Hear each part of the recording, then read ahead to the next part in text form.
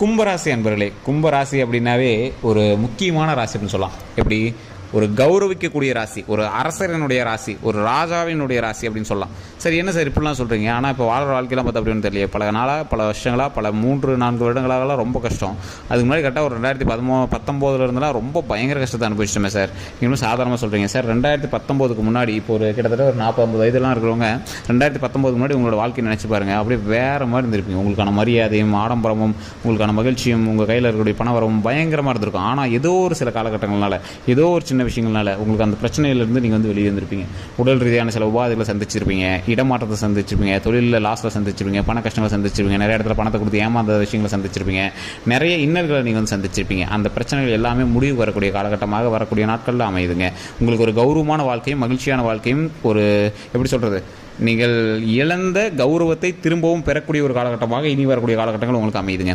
இதன் மூலமாக பல நன்மைகளும் உங்களுக்கு கிடைக்கிறதுக்கான வாய்ப்புகள் அதிகமாகவே இருக்குது. ஸோ இந்த வீடியோவை ஸ்கிப் பண்ணாமல் பாருங்கள். பல நல்ல விஷயங்கள் உங்களுக்கு நடக்க போகுது.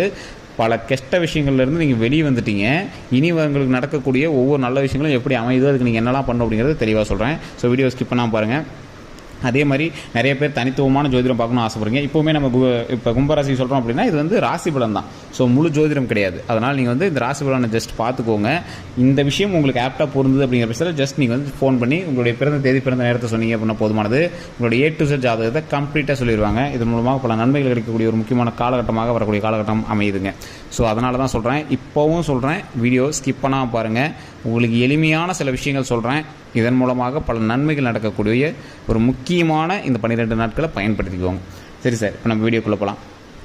சார், இந்த கும்பராசியை பொறுத்த வரைக்கும் கொடுத்து சிவந்த கரங்கள் அப்படின்னு சொல்லுவாங்க. எப்படின்னா, உங்கள் கையில் ஏதாவது ஒன்று இருக்குன்னா உங்கள் கையில் ஏதோ ஒரு காரணத்தினால உங்களுக்கு வந்து பண சுழற்சி வந்து இருந்துகிட்டே இருந்திருக்கும்.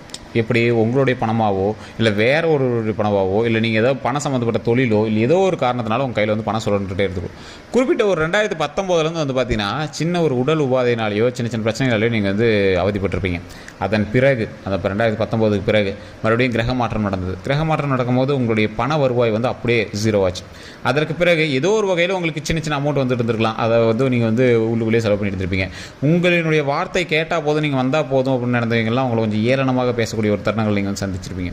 அந்த கஷ்டங்களை வந்து தாங்க முடியாமல் வெளியே எங்கேயும் போகாமல் நீங்கள் வந்து நிறைய இடத்துல இருந்திருப்பீங்க.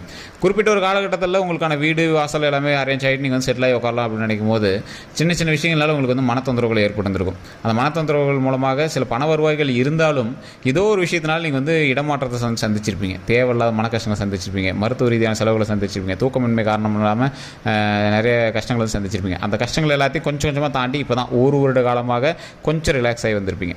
பல நாட்கள் மருத்துவத்தில் சைக்காலஜிக்கலாவோ இல்லை ஏதோ ஒரு விஷயத்தினாலேயோ தூக்கம் இல்லாமல் ரொம்ப அவதிப்பட்டிருப்பீங்க. என்னடா இப்படி நடக்குது அப்படின்னா நீங்கள் வந்து யோசிச்சுருந்துருப்பீங்க. அந்த பிரச்சனையிலேருந்து அப்படியே டோட்டலாக வெளியே வந்து உங்களோட மைண்டை வந்து சரி பண்ணி அப்படியே ஓரளவுக்கு டியூன் பண்ணி வச்சுருந்துருப்பீங்க. இருந்தாலும் உங்களுக்கு முழுமையான ஒரு மன சாட்டிஸ்ஃபை கிடைக்காமையே இன்னும் சுற்றிட்டு இருக்கீங்க. இந்த மாதிரி இருக்கக்கூடிய உங்களுக்கு வரக்கூடிய காலகட்டம் ஓரளவுக்கு ரிலாக்ஸேஷனான காலகட்டம். சார், எப்படி சார் இப்போ தான் அந்த கிரகம் வந்து கொஞ்சம் இதாக இருக்குது, பயிற்சியினால் ரொம்ப ஒரு மனத்தொந்தரவுகள் இருக்குது, இன்னும் 2.5 வருஷம் இருக்குது, 2 வருஷம் இருக்குதுன்னு சொல்கிறாங்களே, எப்படி சார் அப்படின்னு கேட்டிங்கன்னா, சார் இந்த 7 வருட காலகட்டமில் கரெக்டாக ஒரு 2.5 வருட காலகட்டம் வந்து உங்களுக்கு எப்போயுமே வந்து வச்சு செய்யக்கூடிய காலகட்டமாக இருக்கும். அந்த 7 வருடத்தில் உங்களுக்கு ஏதாவது ஒரு டைம், இப்போ நான் வந்து பொதுப்படையான ஜாதகம் சொல்கிறதுனால, பொதுப்படையான ஜோதிடம் சொல்கிறதுனால நான் தெளிவாக சொல்கிறேன். அந்த 7 வருடத்தில் ஏதாவது ஒரு 2.5 வருடம் வந்து ரொம்ப பாதிக்கப்பட்டிருந்தீங்க அப்படின்னா அதோடு அந்த பிரச்சனை ஓவர்னு அர்த்தம். மீதி இருக்கக்கூடியது உங்களுக்கு ஓரளவுக்கு, அதாவது பழசில் குத்தின அடி விட இப்போ அடிக்கிற அடி வந்து கொஞ்சம் ஓரளவு கொஞ்சம் கம்மியாக இருக்கும். வலிக்காது, ஆனால் அடி உழுவும். ஸோ அந்த மாதிரின்னு வச்சுக்கோங்களேன். அந்த மாதிரி உங்களுக்கு ஒரு தருணம். ஆனாலும் இப்போ ஒரு மீதி இருக்கக்கூடிய 2.5 வருடம் உங்களுக்கு வந்து பாதத்தில் தான் இருக்குது.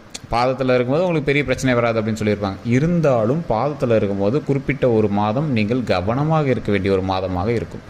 அது இந்த பாதத்தில் இருக்கும்போது ஒரு ஃபைனல் எண்டிங்கில் இருக்கலாம், நடுவில் இருக்கலாம், ஏதோ ஒரு காலகட்டம். அந்த இடத்துல உடல் ரீதியான உபாதைகளோ, மன ரீதியான உபாதைகளோ, குடும்பத்தில் ரீதியான உபாதைகளோ ஏதோ ஒரு விஷயத்தில் நீங்கள் வந்து கவனமாக இருந்துக்கணும். அது மட்டும்தானே தவிர மற்றபடி நீங்கள் ஏற்கனவே கஷ்டங்களை சந்திச்சிருந்தீங்க அப்படின்னா இனி உங்களுக்கு பிரச்சனைகள் கிடையாது. இன்றைக்கி உங்களுக்கு வந்து பண விஷயங்கள்லையோ மற்ற ஏதோ ஒரு விஷயங்களையோ ஒரு தொந்தரவு இருக்காது. மன ரீதியான விஷயங்களை தான் உங்களுக்கு வந்து தொந்தரவு கொடுக்கும். ஏதோ ஒரு பயம், மரண பயம், ஏதோ ஒரு உடல் ரீதியான பயம், அந்த மாதிரி பயம், ஏதோ ஒரு கடன் பிரச்சனையால பயம், என்ன பயனே தெரியாது. ஆனால் ஒரு பயம் வந்து உங்களை வந்து பிரதிட்டுரும். தேவையில்லாத ஒரு ஆன்சைட்டி மாதிரி, ஒரு மனக்கவலை மாதிரிலாம் இருந்திருக்கும். அந்த பிரச்சனைகள் எல்லாமே இனிமேல் முடிவு வந்துடும். எந்த பிரச்சனையும் இருக்காது சார். கொஞ்சம் கொஞ்சமாக அந்த பிரச்சனைகள் எல்லாமே சால்வ் ஆகும். உங்களுக்கு தேவையான விஷயங்கள் எல்லாமே ஒவ்வொன்றும் செட் ஆகிட்டு வரும். இப்போவே பக்கமாக பார்த்தீங்கன்னா உங்களுக்கு ஒரு சின்ன ரிலாக்ஸேஷன் கொடுத்துருக்கும். நீ இவ்வளோ நேரம் பயந்தில்ல, இந்த ஒரு இது வச்சுக்கோ அப்படிங்கிற மாதிரி ஒரு சந்தோஷத்தை லைட்டாக கொடுத்துருக்கும். ஸோ அது எதனால், கடவுள் வந்து உங்களுக்கு இத்தனை நாள் கற்பித்த பாடத்தினால் நீங்கள் கொஞ்சம் கொஞ்சமாக டியூன் ஆகிட்டு வரீங்க பார்த்தீங்களா. அதனால் இன்றைக்கும் சொல்கிறேன், உங்களுடைய ஒரு ஈகோன்னு ஒன்று இருக்கும். இந்த கும்பராசியை பொறுத்த வரைக்கும் தான் அப்படிங்கிற ஒரு அகந்தை கொஞ்சமாவது இருக்கும். அது இல்லைன்னு நீங்கள் எத்தனை பேர் சொன்னாலும் மற்றவர்களை கேட்டு பாருங்கள், இந்த ராசிக்காரர்களை பற்றி தெளிவாக சொல்லுவாங்க. அந்த விஷயத்தை மட்டும் அப்படியே கொஞ்சம் ஸ்கிப் பண்ணி வைங்க. கடவுள் வந்து உங்களுக்கு இந்த பிரச்சனையெல்லாம் கொடுத்ததுக்கு காரணமே வந்து என்ன அப்படின்னு பார்த்தீங்கன்னா, தான் என்ற அகந்தையை அகற்றுவதற்காக கிரக பயிற்சி அப்படிங்கிற ஒரு விஷயத்தை உருவாக்கி அதன் மூலமாக பாடம் கற்பிக்கிறதுக்காக தான் சனி பகவான் வந்து இந்த முக்கியமான விஷயங்கள்லாம் பண்ணுவாராம். ஸோ இப்போ நீங்கள் வந்து பாடம் கற்றுக்கிட்டு இருக்கிறீங்க. இந்த பாடத்தில் என்னெல்லாம் கற்றுருப்பீங்க, நீங்கள் எதெல்லாம் நீங்கள் ஓவராக பண்ணீங்களோ அது எல்லாத்தையுமே வச்சு செஞ்சுருக்கும். பண விஷயத்தில் ஓவராக பண்ணிங்களா வச்சு உங்களை செஞ்சுட்ருக்கோம். குடும்ப ரீதியான விஷயத்தில் ஓவராக பண்ணிங்களா வச்சு செஞ்சுட்ருக்கோம். மற்றவங்க முன்னாடி ரொம்ப கெத்தாக அது பண்ணணும் அதுன்னு எதாவது பண்ணிங்களா அதில் வச்சு கண்டிப்பாக செஞ்சுட்ருக்கோம். ஸோ இந்த மாதிரிலாம் செஞ்சு எதெல்லாம் நீங்கள் ரொம்ப சீன் போட்டு அகலக்கால் வச்சு பண்ணீங்களோ அது எல்லாத்தையும் வச்சு அப்படியே ஒரு முறுக்கி விட்ருக்கோம். இப்போ நீங்கள் என்ன நினைப்பீங்க, இதெல்லாம் பண்ணக்கூடாது, அதெல்லாம் பார்த்து இருந்துக்கணும் அப்படின்னு உங்களுக்கு ஒரு தெளிவு வந்திருக்கும். அப்பயுமே நீங்கள் திருந்தலை அப்படின்னா அப்போ தான் அந்த 2.5 வருஷத்தில் உங்களுக்கு காட்டும். ஸோ இதை வந்து திருந்துற அளவுக்கு நீங்கள் வந்து அந்த மனோபாவத்தை வந்து ஃபுல்லாக ஆட்டோமேட்டிக் வெளியே வந்துடணும். நான் தான் என்கிற அகந்தையிலேருந்து வெளியே வந்து விட்டேன், கடவுள் தான் இனிமேல் எனக்கு, இதுக்கு மேலே கடவுள் கொடுக்குறது தான் அப்படிங்கிற மாதிரி நம்ம எப்பயுமே வந்து நம்ம நடந்துக்கிட்டோம் அப்படின்னா கடவுள் அள்ளி கொடுப்பாரு, சந்தோஷத்தையும் மகிழ்ச்சியும் அள்ளி கொடுப்பாரு, பிரச்சனைகள்லாம் கிள்ளி வெளியேஞ்சிருவார். ஸோ அது மாதிரி நீங்கள் வந்து நடந்து பாருங்கள், உங்களுடைய லைஃப் மிகப்பெரிய மகிழ்ச்சியாக உண்டாகும். சார் என்ன சார் இதுக்கு வந்து கேரக்டரைஸ் பற்றி சொல்கிறீங்க அப்படின்னு கேட்டிங்கன்னா, இது கேரக்டர்லாம் கிடையாது சார். சனி பகவான் வந்து உங்களுக்கு உங்களோட ஜாதகத்தில் இருக்கார் அப்படின்னாவே உங்களுக்கு பாடம் கற்பிக்கிறாருன்னு அர்த்தம். கண்டிப்பாக சொல்லுங்கள், இது உண்மை அப்படின்னா கமெண்ட் செக்ஷனில் பற்றி விடுங்க. சனி பயிற்சியில் ஒருத்தன் வந்து கற்றுக்கிட்ட பாடம் மாதிரி வேறு எந்த நாட்களையுமே கற்றுக்க மாட்டான். அந்த நேரத்தில் பட்ட கஷ்டங்கள்னாலேயே பல விஷயங்கள் வந்து கற்றுருப்பான். உங்கள் லைஃப்பில் நீங்கள் கஷ்டத்தையே பார்க்கல அப்படின்னா எப்போ பார்த்துருப்பீங்க, சனி பயிற்சியில் தான் பார்த்துருப்பீங்க. எதுக்கு, பாடத்தை கற்றுக் கொடுக்கறதுக்கு. லைஃப்னால் இப்படி தான் இருக்குது அப்படின்னு பாடத்தை கற்றுக் கொடுக்கறதுக்கு. அதன் மூலமாக திருந்தி மீதமுள்ள வாழ்க்கையை பர்ஃபெக்டாக நீட்டாக ஒழுக்கமாக வாழ்கிறதுக்கு இந்த சனி பயிற்சி மிகப்பெரிய ஒரு உறுதுணையாக உங்களுக்கு நடந்திருக்கும். கிரக பயிற்சி நடந்தது வந்து பக்குனே சுற்றிட்டு இருந்திருப்பீங்க. சில நாட்கள் தூக்கம் இல்லை, என்ன தேதி ஓடுது, என்ன கிழமை ஓடுது எதுவுமே தெரியல. நிறைய பேருக்கு தேவையில்லாத பிரச்சனைலாம் பண்ணியிருப்பீங்க. அதெல்லாம் தூக்கி போடுங்க. இதுக்கு மேலாம் மகிழ்ச்சியான காலகட்டம் தான். பயந்துட்டுலாம் எதுவும் பண்ண வேண்டாம். பாடத்தை கற்றுக்கிட்டோம் அப்படின்னு மைண்டில் நினச்சிக்கோங்க. எந்த விஷயத்தில் நீங்கள் ஓவராக பண்ணீங்களோ அந்த விஷயத்தை எல்லாத்தையும் சரி பண்ணுங்கள். யாருக்கெல்லாம் நீங்கள் வந்து கொஞ்சம் அகந்தையாவோ ஆட்டிடியூடாக பண்ணீங்களோ அந்த விஷயத்தை எல்லாத்தையும் மன்னிப்பு கேட்குற அளவுக்கு போங்க. ரொம்ப பெரிய இதாக போனதெல்லாம் மன்னிப்பு கேளுங்க. உங்களோட மன கஷ்டமாக இருந்துச்சுன்னா மன்னிப்பு கேளுங்க.